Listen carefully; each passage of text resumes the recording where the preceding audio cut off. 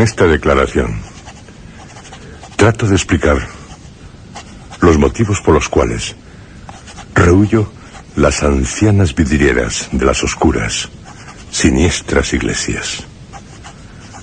Las causas por las que el sudor frío del horror recorre mi espalda al ocultarse el ardiente sol súbitamente tras las ágiles nubes en las mañanas veraniegas. La razón por la que siento náuseas al escuchar el apagado rugir de la tormenta, allá, lejana en el horizonte. Lo que sigue a estas líneas no es sino lo que mi masacrada mente puede recordar. Llegué al convencimiento de que lo que a continuación narraré era el fruto recolectado por mis dañados sentidos durante el periodo en el que estuve inconsciente. Dicha conclusión se vio desde un principio arropada por las aseveraciones de los expertos que me atendieron.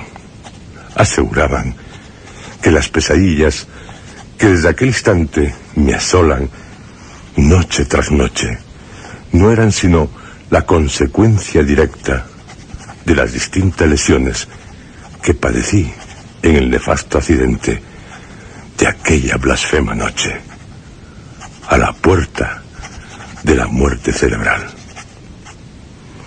Gracias debo darles a ellos y al buen Dios, que tuvieron compasión de mi alma al producirme, por medio de las múltiples anestesias necesarias para una correcta actuación quirúrgica, una amnesia que me impidiera recordar.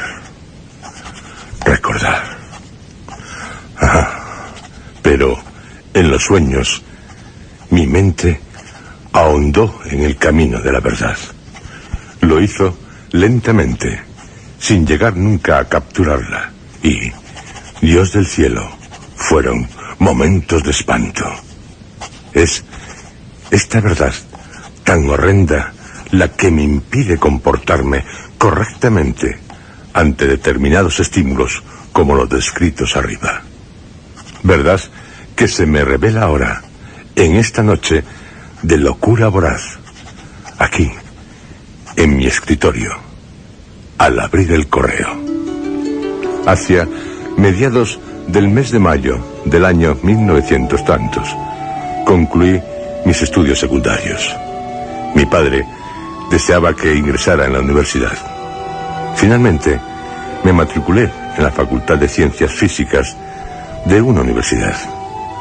Durante aquellos años tuve que abandonar el domicilio familiar y me vi obligado, como muchos de mis compañeros, a simultanear esporádicos trabajos con los estudios para poder pagar el alquiler de las ruines pensiones en las que me alojaba. Fue en una de las pensiones en las que me detuve temporalmente donde lo vi por primera vez. Aquella soleada mañana en la que vislumbré su delgada figura salir del vestíbulo de aquella pensión, me pareció ver a alguien a quien aguardaba un futuro espléndido. No recuerdo ni el modo ni el momento en que nos conocimos, pero lo cierto es que entre nosotros surgió algo de amistad. Así es como al menos yo entendía nuestra relación, aunque él, dada su altivez, habría dicho que se trataba de un mero compañerismo. Con el tiempo llegamos a intimar y decidimos alquilar una habitación para ambos, ya que ninguno de los dos se encontraba en una situación económica demasiado buena. Era un apasionado de la literatura clásica, así como del alquimismo árabe y del esoterismo norte-europeo. Su amor por estos temas hizo que fuera abandonando el interés por sus estudios universitarios. Solía decir de ellos que eran dogmáticos. Sí, demasiado dogmáticos. Y yo busco una vía de investigación, no sé, diferente. ¿Diferente, dices? Sí, diferente. Para poder explicar el universo, las leyes que lo rigen y sus manifestaciones en nuestro planeta, bajo las esferas que nos aprisionan. Poco a poco, dejó de vérsele por el campus universitario, así como por la pensión, a la que venía solo buscando descanso tras el día. En ocasiones se presentaba en medio de la tarde en la habitación, cargado de viejos volúmenes, gruesos libros destinados a un estudio pormenorizado de sus páginas. Otras veces lo hacía en la oscura noche, magullado en muchos casos, pero siempre preocupado, acalorado, oteando desde la ventana, temiendo la aparición de la figura que ya se perfilaba en su atemorizada mente, mientras su mano derecha sostenía varios documentos. A mis preguntas sobre los motivos de su temor, no contestaba. Desde un principio, me vetó el estudio de aquellos libros, algo de lo que ahora me alegro, y no llegó a desvelarme las razones por las cuales se ausentaba de la facultad y de la pensión. Malas lenguas decían que se le había visto rodeado de compañías nada recomendables en los suburbios. A pesar de que lo vi poco durante su último curso, siempre halló algún momento para charlar conmigo, aunque dichos encuentros se producían muy de tarde en tarde. Finalmente, se licenció sin problemas, pero sin la brillantez que de un genio como él cabe esperar. Mucho tiempo pasó antes de que volviera a tener noticias suyas. Años después de haberme licenciado, tras obtener un empleo en una central metalúrgica, recibí una carta. Era la primera vez que me escribía desde que terminara sus estudios, algo que me sorprendió agradablemente. Creo recordar que en ella me comunicaba: mi deseo es el de instalarme en la sierra, y puesto que habitas en una de sus zonas residenciales, recurro a ti para que me comuniques, si se diera el caso, de la existencia de una vivienda que reúna unas determinadas condiciones. Condiciones que defino de sustanciales, porque lo son para mí. Me citaba en un conocido hotel de la capital para que le presentara los datos que yo tuviese respecto al tema y, cómo no, para que reanudáramos la amistad que nos unió en los tiempos de estudio.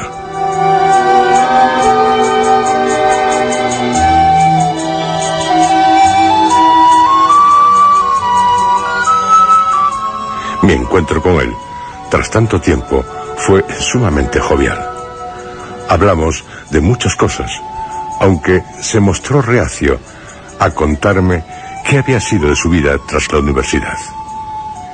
En aquella cena le informé de todo lo que conocía de la sierra que pudiera interesarle, y me ofrecí a él con la pretensión de ayudarle en todo aquello que pudiera agilizar las gestiones necesarias para su próxima instalación.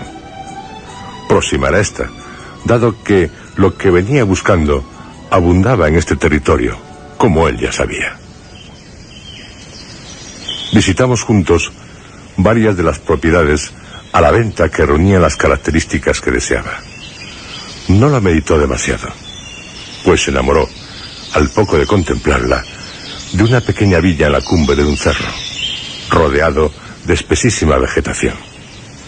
La casa era ciertamente antigua y necesitaba urgentes remodelaciones.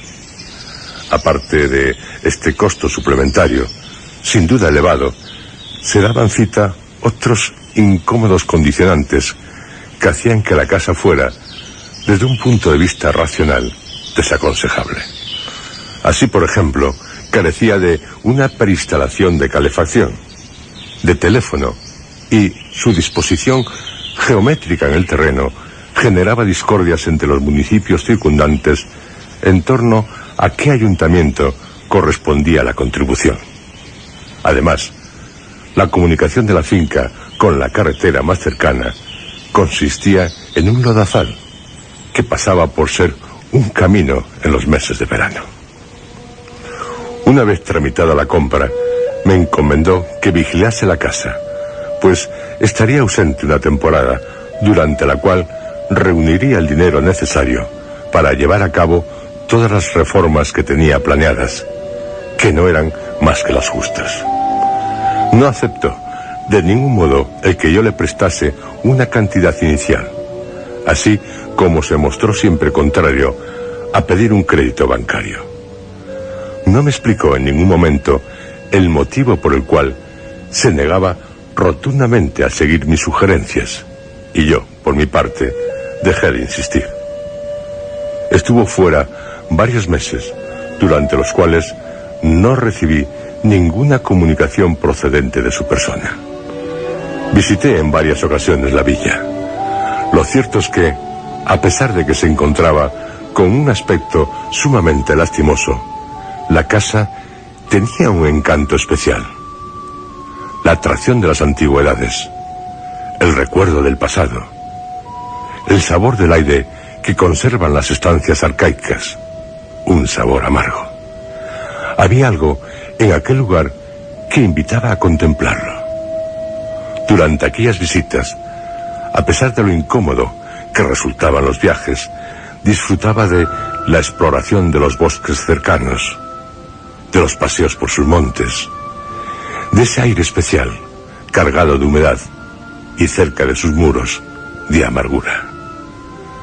Recuerdo que, tras cada visita, solía tumbarme en la hierba frente a la puerta principal, contemplando el cielo azul, y finalmente mis ojos caían sobre una ventana, sobre un ojo de buey enrejado, bastante grande, que estaba situado en la tercera planta, la más alta de la casa, bajo un tejado picudo de tejas que debieron ser marrones, pero que entonces eran verdes.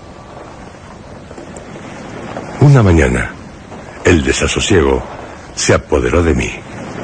Tras desviarme de la carretera, tomando el sendero que me conduciría, como lo había hecho hasta ese día, al porche de la casa, vi algo que me llenó de perplejidad, sorpresa y, ¿por qué de huir de esta palabra? Me repugnó. Al momento sentí repulsión hacia lo que me encontraría en la casa, algo que se estaba dibujando ya en mi imaginación mientras avanzaba por el polvoriento camino, salpicado de huellas humanas. Las ventanas de mi coche no tardaron en ensuciarse del espeso polvo en que me iba adentrando. Decidido a continuar, la nube acabó por deglutirme. Una vez en el corazón de la polvareda, la visibilidad era muy limitada, el aire irrespirable. Progresando con la lentitud del precavido, reprimiendo mis sentimientos violentos por aquella situación insoportable, atisbé con más claridad unas bestias estacionadas en los márgenes. Dificultosamente, los rayos solares podían atravesar aquella atmósfera, acompañados de las sombras de los árboles que se cernían en derredor del camino, vertiéndose sutilmente sobre los vehículos. Sombras que siempre me habían atraído y eran lo único que contribuía a calmarme en aquel odioso lugar, odioso momento. Bajo estas sombras, las figuras que había visto desfilar se hicieron más perceptibles. Individuos de aspecto inequívocamente extranjero iban y venían de la casa a los camiones cargados de herramientas y tablas. Me empeñé en no claudicar ante aquellas criaturas, ante aquellos rostros rencorosos, cuyo resentimiento hacia los nativos es tan obvio como estúpido. Los minutos que tardé en recorrer el trecho que me separaba del descampado me parecieron eternos. Mas mi agonía no había hecho sino comenzar. Paré el motor y descendí del auto lentamente. Recuerdo que lo cerré con llave. Recuerdo que traté de calmarme y que el pesimismo penetró en mi interior. Recuerdo que, tras unos segundos, busqué aquella casa que tanto me agradaba.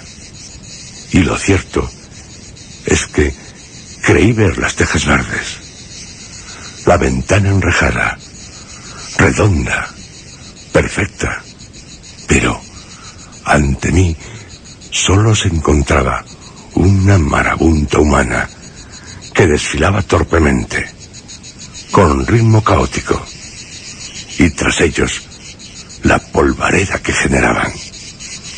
Tras la neblina irrespirable, unos muros heridos y un tejado sin tejas verdes.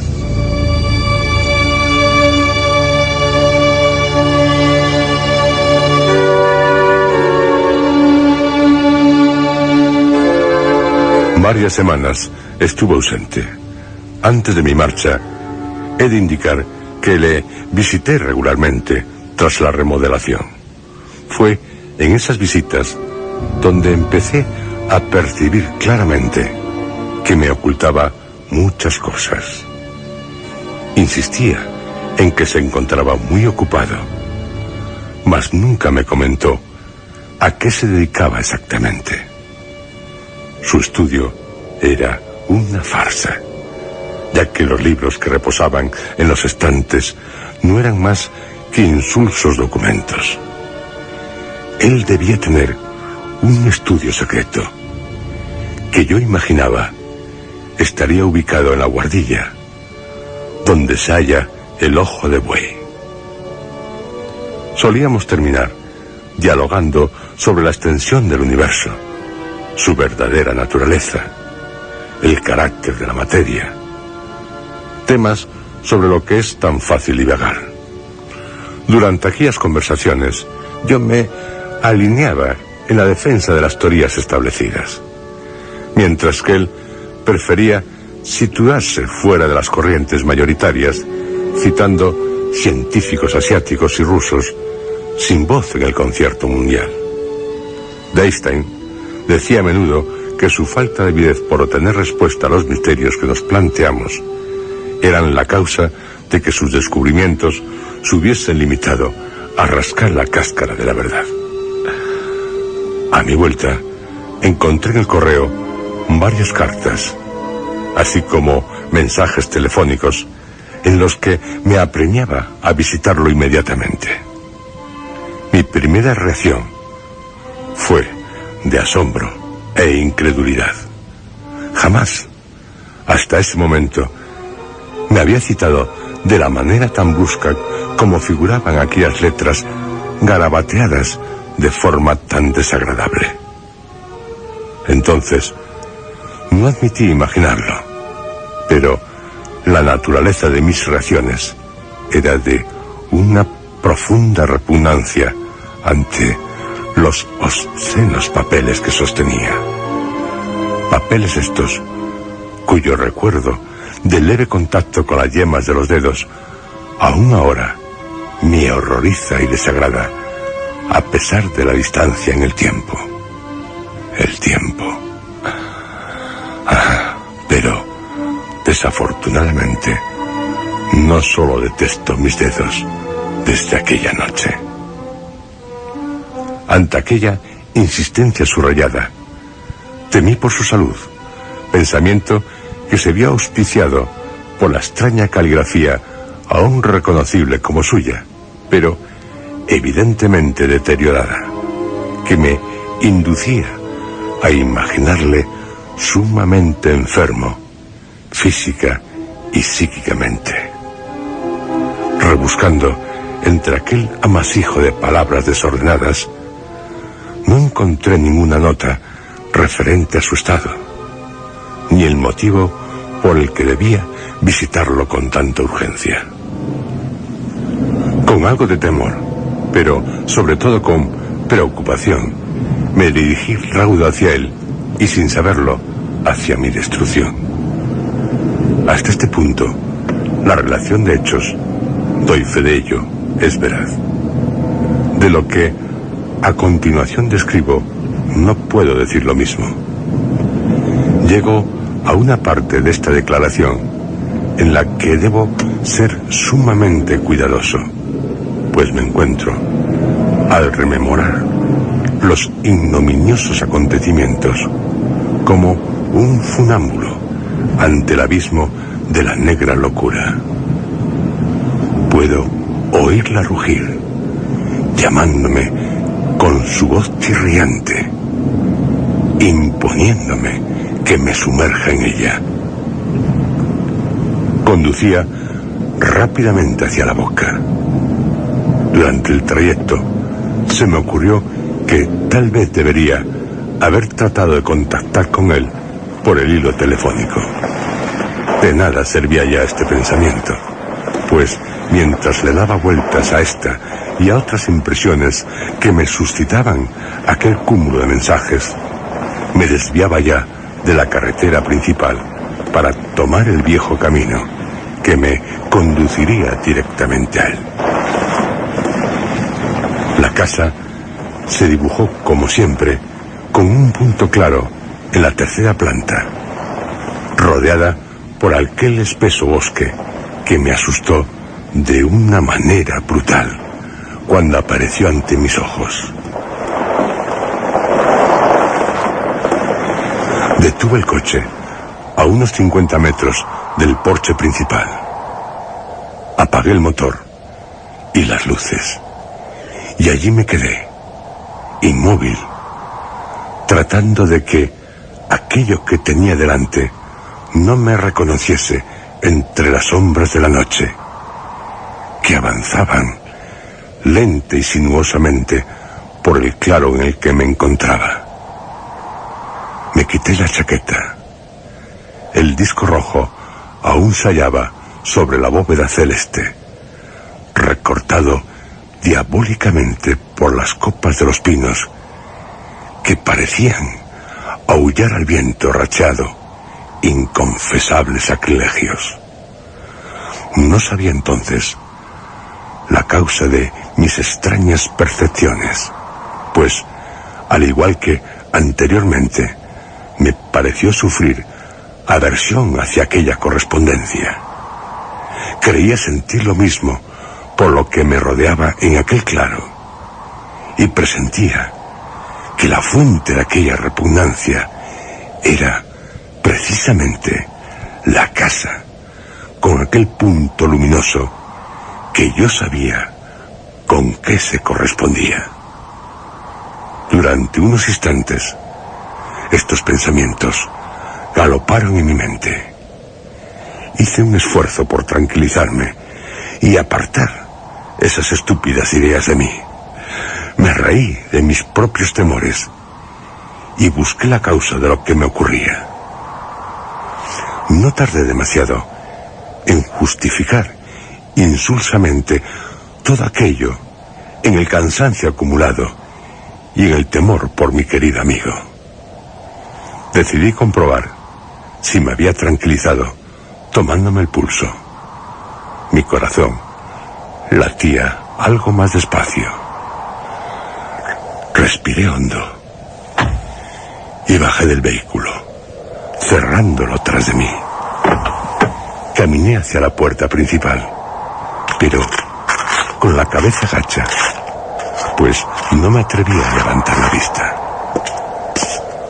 Fue mientras ascendía al porche cuando me apercibí de que mis incoherentes temores no estaban solos frente a la racionalidad, sino que había circunstancias que venían a dimensionar la realidad de dichos temores. Estas circunstancias eran el anormal silencio que rodeaba el lugar. Ni pájaros, ni grillos. No había zumbidos de insectos. Aquello estaba desierto de naturalidad. Tan solo el silencio, roto en ocasiones por el silbido del viento y el movimiento de los burlones pinos que parecían aguardar impaciente tras aquella mole en la que me disponía a penetrar.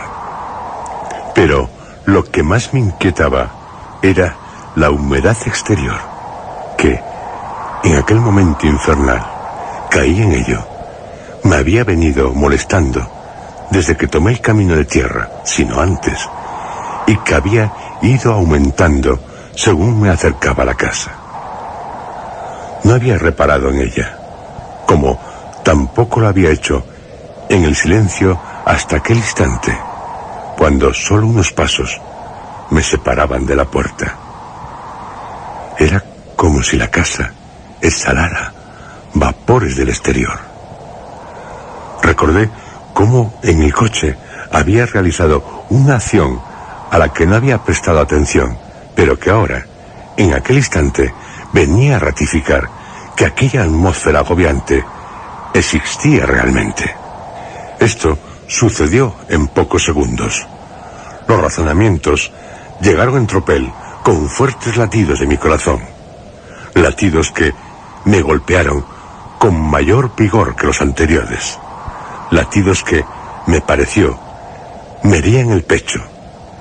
Latidos cuyo insoportable calor abrasó mi cutis. Latidos que llegaron a marearme e hicieron que me apoyara precipitadamente en la puerta, en la odiosa puerta que jamás debía atravesar.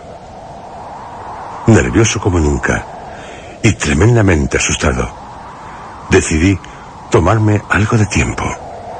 Medité sobre lo que debía hacer. Debía sacarle de allí inmediatamente, pues estaba seguro. Esto era la causa de su deterioro. Aquel ambiente, de origen evidentemente maligno, provenía de lo que se ocultaba tras aquellas paredes, tras aquella puerta. Llamé. Tras unos interminables segundos de espera, escuché el cerrar de una puerta. Seguidamente, creí oír unos pasos.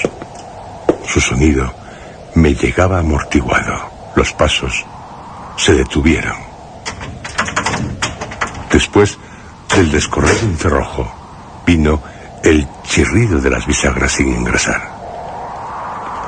La figura que se me presentó, escasamente iluminada por unos débiles troncos muy consumidos, pero aún chisporroteantes, que se rendían a las llamas en la pequeña chimenea de aquel oscuro salón, me era extraña.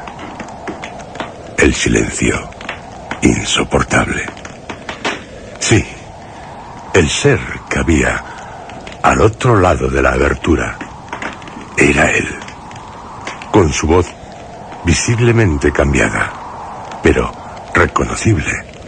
Me exigió, en tono amenazante, que entrase. Pasa. Has tardado demasiado. Y ya deberías saberlo. Mi paciencia no es mucha. Perdona, pero he estado... Bueno, pero eso no importa. Lo que importa es que estoy aquí. Para llevarte conmigo, sí. Para llevarte conmigo. Hemos huir de este horrible lugar. Los dos. Y cuanto antes. ¿Huir? Sí. ¿Huir de qué? ¿Ahora que he hallado respuestas? ¿Ahora que me dispongo a compartirlas contigo? No pienso huir. Pasa. Vacilante, creo que inconscientemente di un paso atrás. Él se apercibió de ello y tomó un objeto alargado que se ocultaba en las sombras. Creí que me estaba amenazando con un palo, pero un brillo metálico me descubrió que en realidad era un fusil. No tuve elección. Entré.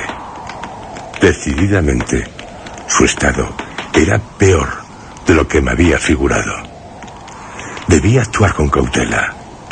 Mi vida y la suya dependían de cómo me desenvolviese. La puerta se cerró tras de mí. Poco a poco, mis ojos fueron acostumbrándose a la extraña luminosidad de aquella estancia. Luminosidad procedente de la chimenea. Anormal. Jamás había contemplado algo así. La peculiaridad de aquella luz no estaba en el color, ni en la intensidad. Era como si filtrada por el aire de la habitación. El medio material la debilitase en determinadas zonas. Algo parecido sucedía con los sonidos. Me llegaban leves, amortiguadas las pisadas, desvanecido el viento, roncas las palabras, hirientes los crujidos, como si las ondas, ya fuera de la clase que fuesen, encontraran una verdadera dificultad, una resistencia suprema a su desplazamiento. Y mi amigo, mi desdichado compañero de estudios, ahora le distinguía bien. Estaba desgastado, enjuto, algo encorvado, con una expresión de loca genialidad, con la sonrisa del triunfo en los labios, con mirada de lobo hambriento. Y bien, amigo, ¿qué es lo que quieres mostrarme? Haz el favor de tomar asiento. Fue sosegada su respuesta mientras se acomodaba en una silla, frente a mí, con el arma sobre sus rodillas. A pesar de su ofrecimiento, permanecí en pie, pues quería entrar en contacto físico con el menor número de cosas en aquel lugar que generaba en mí tal aversión. Lo que tengo que decirte es algo sumamente especial. Un descubrimiento apoteósico. Muy a menudo hemos discutido sobre la naturaleza, sus comportamientos, sus misterios. Siempre te tomaste estas discusiones como eso, meras habladurías para pasar el rato. Jamás te saliste ni un ápice de lo escrito y dicho anteriormente. No has explorado. Yo, en cambio, tomaba en serio esos diálogos. Los grandes genios de las ciencias no tuvieron miedo a imaginar, a cruzar las barreras, a volar. ¿Cómo descubrió en su momento Newton las leyes que rigen la dinámica, la gravitación? Y Faraday apenas sabía resolver una raíz, y sin la ayuda de engorrosos cálculos accesorios, fue capaz de imaginar los campos magnéticos de una manera tan sumamente sencilla que aún hoy se utilizan sus apreciaciones. ¿Y Einstein? ¿Qué me dices de él?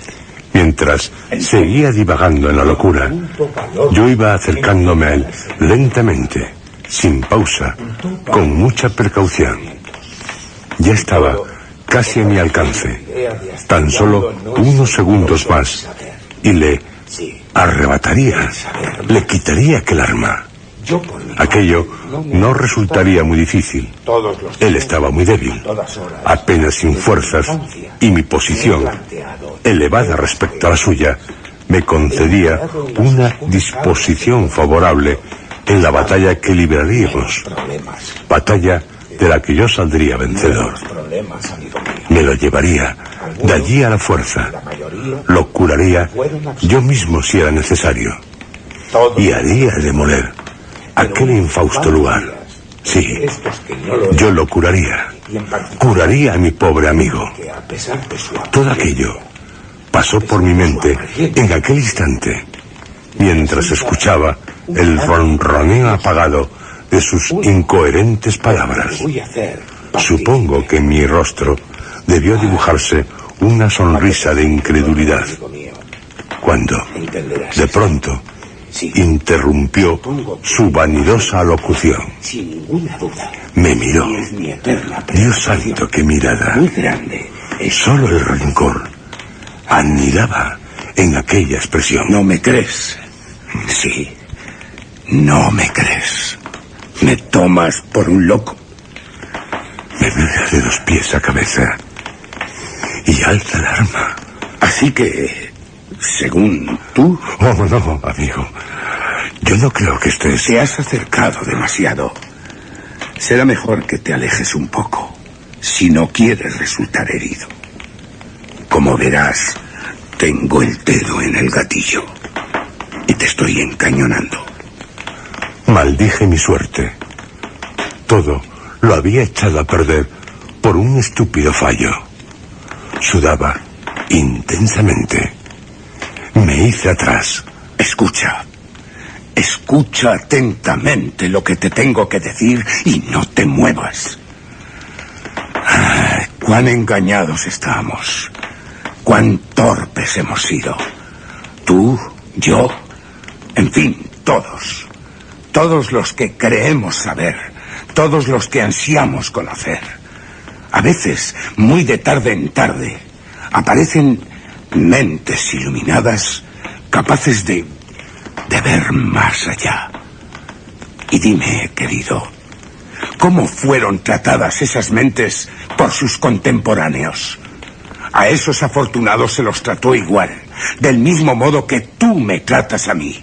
Y luego, mezquinos, torpes, pasados los años, nos ponéis de ejemplo, mientras os mofáis de otras mentes igual de penetrantes.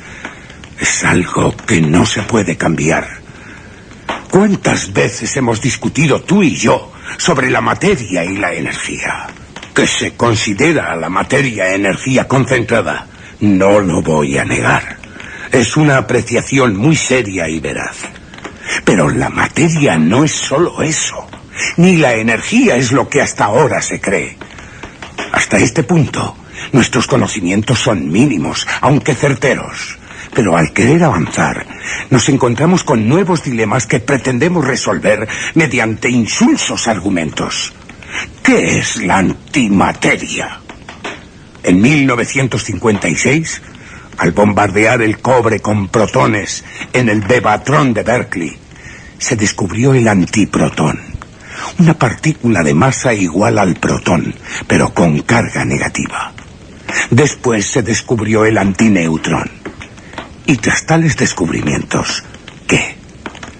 Amigo, dime, ¿qué ha sido de ese viejo sueño de la existencia de otras distintas dimensiones?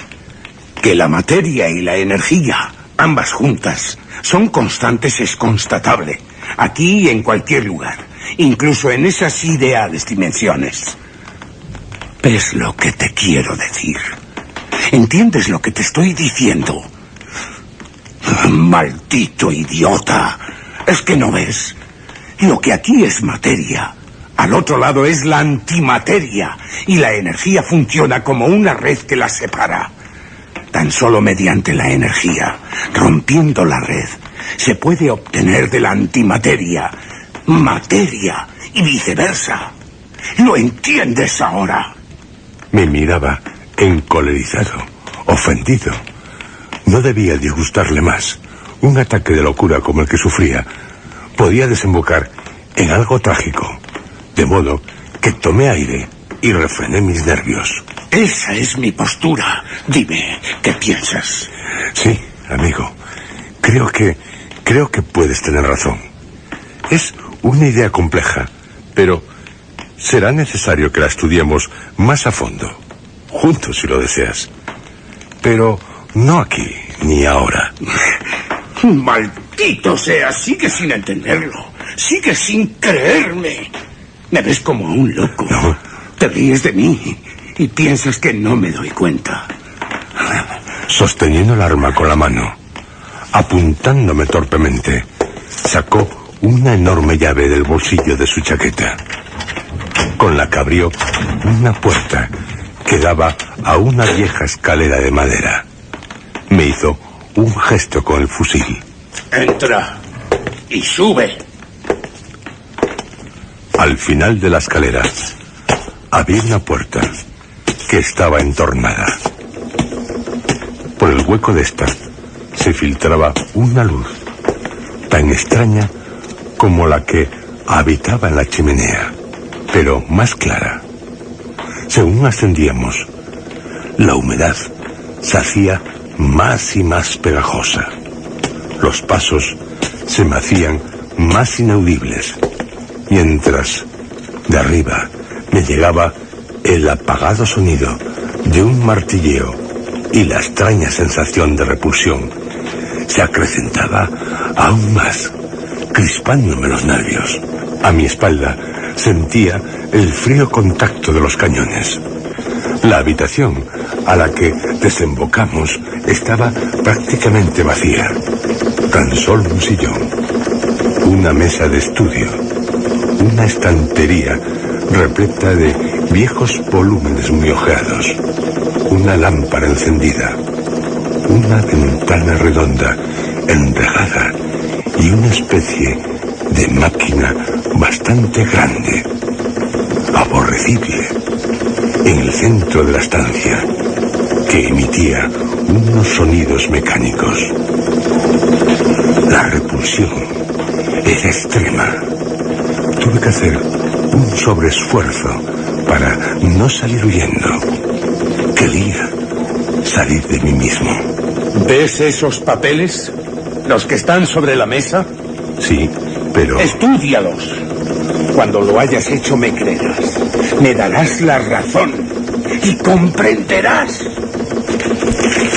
Los papeles de los que hablaba estaban repletos de engorrosas anotaciones y dibujos sobre aquella extraña máquina.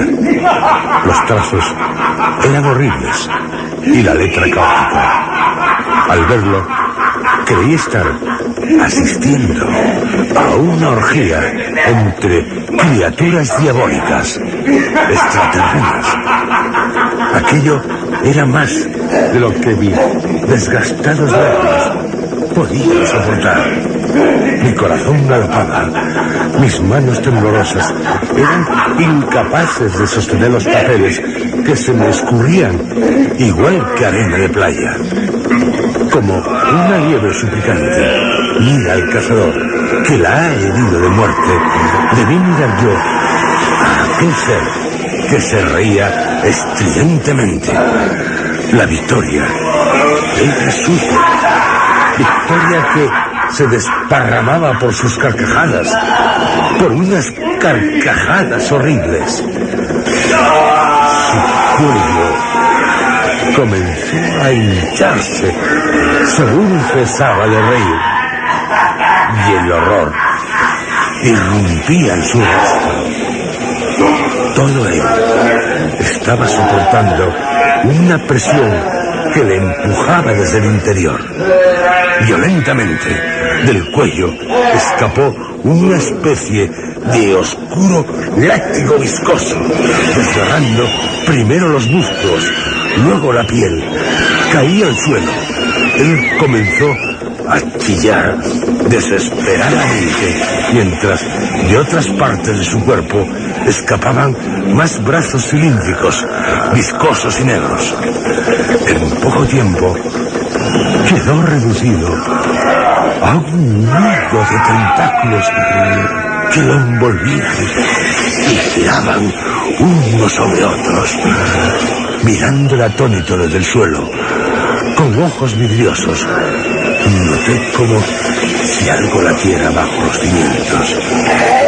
El techo me pareció que se inclinaba y ascendía al igual que el pecho de un moribundo, combando las paredes. Levantándome abruptamente, mi mirada recayó sobre la ventana que tanto me gustaba contemplar. Pero el espectáculo que allí encontré no fue menos horripilante. Aquel ojo de buey enrejado pareció descomponerse para reagruparse, representando figuras aberrantes, imposibles de describir. Fuera de mí, salí corriendo allí, pero no sin primero chocar con aquella extraña masa que no paraba de revolverse sobre mí misma, de la que aún salían infernales gritos.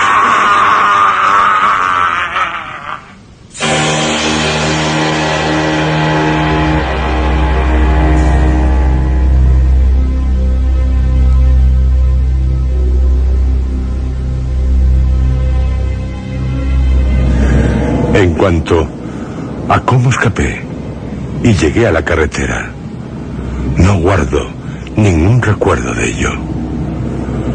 Solo sé que en el coche, conduciendo aceleradamente, comencé a retomar parte del control de mí mismo. Y si sus afirmaciones respecto a la materia antimateria no fueran absurdas, aquella máquina estaba permitiendo el flujo de materia de un lugar hacia otro. El flujo representaba el paso de una dimensión a otra que estaban mezclándose.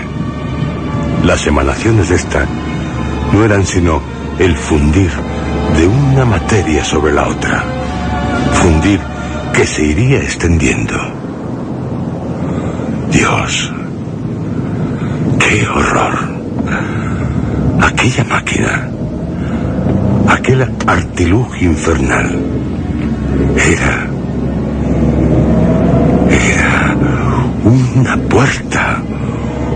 una puerta que unía las dimensiones, una puerta que permitía un aborrecible flujo. ¡Qué asco sentí de mí mismo! La materia exterior se había introducido en mis pulmones, había ensuciado mi piel e impregnado mi sangre, mi cuerpo, mi mente. Dos luces se dirigían directas a mí. Di un volantazo y noté cómo todo giraba, repitiéndome a mí mismo.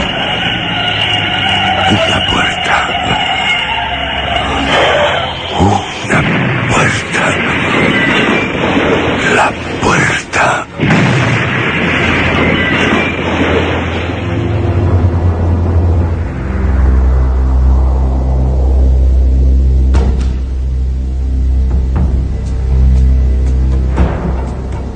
Cuando desperté, estaba en un hospital, sin recordar nada de lo sucedido, mas con el presentimiento de que había acontecido algo horrible.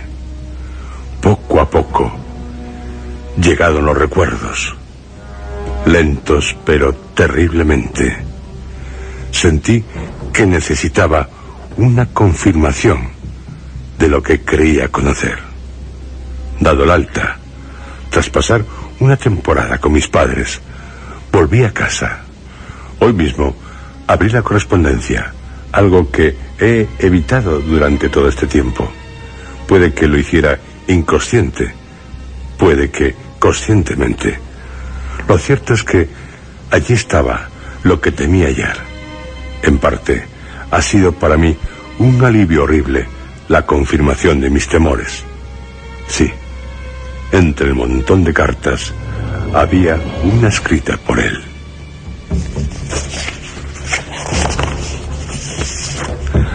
Al abrirla, encontré lo que ya me imaginaba. En aquel papel se revolvían apretujados caracteres que me inducen a pensar en una orgía de criaturas extraterrenas.